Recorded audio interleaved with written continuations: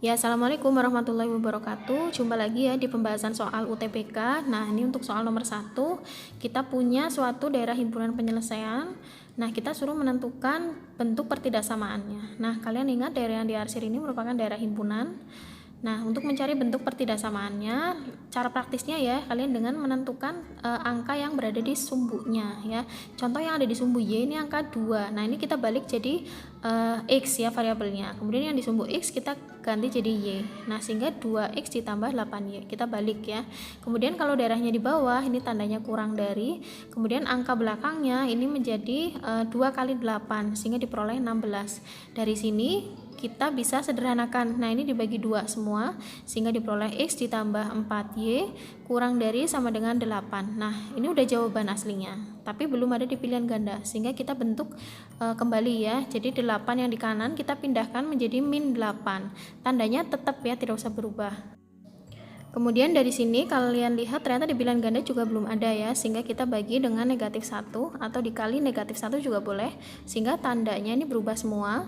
Yang negatif 8 juga jadi positif. Nah, tanda pertidaksamaan juga ikut berubah ya, karena ini dibagi dengan bilangan negatif, sehingga tanda pertidaksamaan harus berubah. Dari sini kita sudah peroleh jawabannya, yaitu yang D. Kemudian kita lanjut untuk soal nomor 2. Untuk soal nomor 2, di sini ada sepetak sawah yang ditanami padi oleh Gagas dan akan selesai dalam waktu 16 hari. Jadi di sini Gagas kalau menyelesaikan pekerjaan akan selesai dalam waktu 16 hari. Kemudian jika dikerjakan oleh Noval akan selesai dalam waktu 48 hari. Nah, yang ditanyakan waktu yang diperlukan jika mereka atau Gagas dan Noval ini bekerja bersama-sama. Nah, di sini saya tuliskan si Gagas ini berarti dia akan menyelesaikan pekerjaan dalam waktu 16 hari, atau saya tulis 16 hari untuk menyelesaikan satu pekerjaan. Kemudian dari sini jika kita mau mencari satu hari bekerja, berarti kedua ruas ini saya bagi 16. Nah, karena saya mau supaya harinya jadi satu hari. Nah, dari sini saya bagi 16, pekerjaannya juga saya bagi 16. Artinya kalau kita baca, si Gagas berarti satu hari dapat menyelesaikan 1/16 pekerjaan. Nah, seperti ini untuk Gagas. Kemudian bagaimana dengan Noval? Kalau Noval berarti dia bekerja 48 hari. Nah, ini saya tulis 48 hari untuk menyelesaikan satu pekerjaan. Nah, dari sini kalau Noval bekerja satu hari, berarti saya tulis ini saya bagi dengan 48 ya, karena ini ada 48 hari, sehingga hari yang diperoleh sama satu hari. Noval dapat menyelesaikan 1/48 pekerjaan. Nah, sampai sini bisa dipahami ya. Kemudian bagaimana jika Gagas dan Noval bekerja bersama-sama? Kita akan membuatnya menjadi satu hari. Jadi Gagas dan Noval bekerja bersama-sama dalam waktu satu hari. Artinya pekerjaannya Gagas 1/16 pekerjaan. Nah, ini saya tulis jadi 1/16 pekerjaan itu punya Gagas. Kemudian punya Noval adalah 1/48. Dari sini berarti kita samakan penyebutnya ya, dibuat per 48, ini dibagi 16, 3 dikali 1 ketemunya 3, yang 1/48 berarti tetap. Nah, dari sini berarti dalam waktu satu hari ada 4/48 pekerjaan. Nah, ini kita sederhanakan 4/48 sehingga saya buat jadi satu hari itu mereka dapat menyelesaikan 1/12 pekerjaan. Kemudian bagaimana untuk mencari satu pekerjaan? Berarti persamaan yang atas ini kita kalikan dengan 12 supaya pekerjaannya jadi satu. Sehingga kalau satu hari dikali 12 menjadi 12 hari, 1/12 kali 12 menjadi satu pekerjaan. Artinya Gagas dan Noval dapat menyelesaikan satu pekerjaan dalam waktu 12 hari. Nah, ini jawaban untuk soal nomor 2. Lanjut ya untuk soal nomor 3. Nah, di soal nomor 3 ini kalian memiliki kalimat ada perbandingan umur ayah 3 tahun lalu dan umur paman sekarang 1:1. Kemudian jumlah umur mereka 123 tahun. Yang ditanyakan jumlah umur mereka 3 tahun yang akan datang. Nah, dari sini bisa kita ambil pemisalan ya. Misal di sini saya pakai variabel A. A ini merupakan umur ayah sekarang ya. Jadi umur ayah sekarang saya misalkan dengan A. Kemudian paman ini saya misalkan dengan P, itu merupakan umur paman ya, umur paman sekarang. Kemudian kita masuk ke kalimat umur ayah 3 tahun lalu. Berarti kita punya umur ayah tapi yang lalu, berarti dikurangi 3. Nah, kalau ini saya tulis berarti A-3 adalah umur ayah 3 tahun lalu. Nah, dari sini perbandingan, nah ingat ya, setiap ada kata perbandingan berarti kita bisa gunakan pecahan. Umur ayah 3 tahun lalu, berarti A-3 dibandingkan, berarti saya bagi dengan umur paman sekarang, berarti saya bagi P, itu nilainya 1 dibanding 1. Nah, kemudian kita kalikan silang. Ya, dari sini kita kalikan silang, jadinya A dikurangi 3, hasilnya sama dengan P. Nah, variabelnya saya pindah ke kiri, jadi min P, negatif 3-nya saya pindah jadi 3.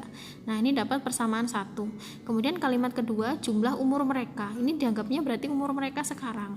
A ditambah P sama dengan 123. Nah, ini saya anggap persamaan kedua.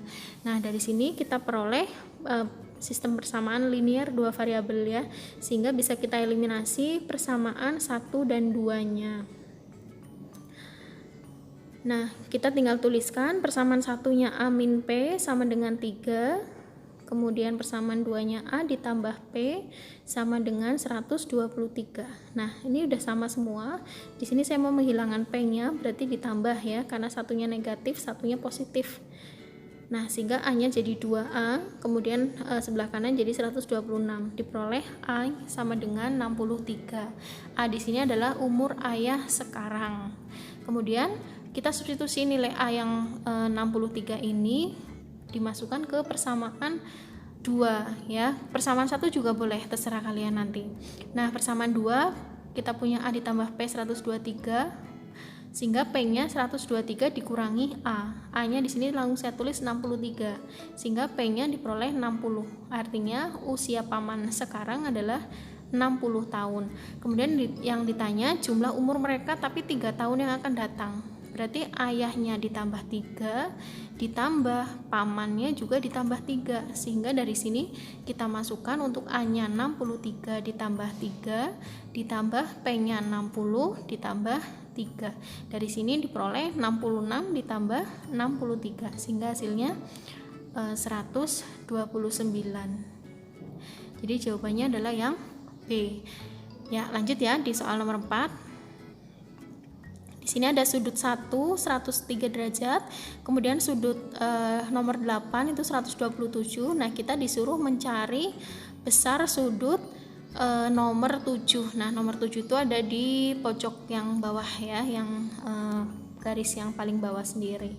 Nah, dari sini kita masih harus ingat ya, kita harus ingat definisi sudut. Contoh, sudut sehadap. Contohnya itu ada di sudut 1 dengan sudut yang bawah ini. Nah, di sini.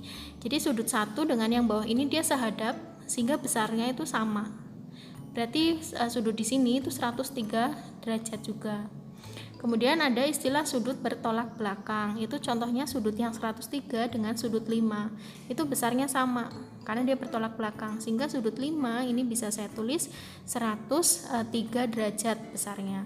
Kemudian sudut yang ke-6 ini besarnya 180 jika ditambah dengan sudut ke-8 atau pelurus dari sudut ke-8. Sehingga sudut 6 ini bisa saya hitung 180 dikurangi sudut 8 atau 180 dikurangi 127, sehingga diperoleh sudut 6-nya 53. Kemudian sudut 7, sudut 5 dan sudut 6 itu kan segitiga. Sehingga itu kalau ditotal 180. Nah, artinya kalau mencari sudut 7 berarti 180 dikurangi sudut 5 atau 103 dikurangi lagi sudut ke-6, sehingga dari sini diperoleh sudut 7 adalah 24 derajat. Ya, soal terakhir ya di video ini kita punya operasi A bunderan B gitu ya, atau A lingkaran B itu nilainya sama dengan B ditambah A dikurangi B dikalikan dengan B ya. Jadi ini merupakan definisi operasi lingkaran ya. Nah, kalian gunakan operasi ini untuk menghitung soalnya ya. Di situ ada negatif 1 lingkaran negatif 1 lingkaran 3. Nah, di situ udah ada kurungnya ya. Nah, jadi kita kerjakan dari yang kurung yang di belakang dulu. Nah, kita umpamakan yang di depan itu menjadi A, yang di belakang ini jadi B. Nah, kita gunakan definisi yang di atas tadi.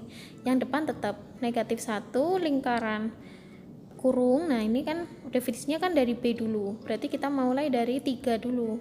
Ditambah A dikurangi B. Berarti A-nya negatif 1 dikurangi 3 gini ya, terus dikalikan B, berarti dikali 3 lagi. Nah, kita tutup kurungnya.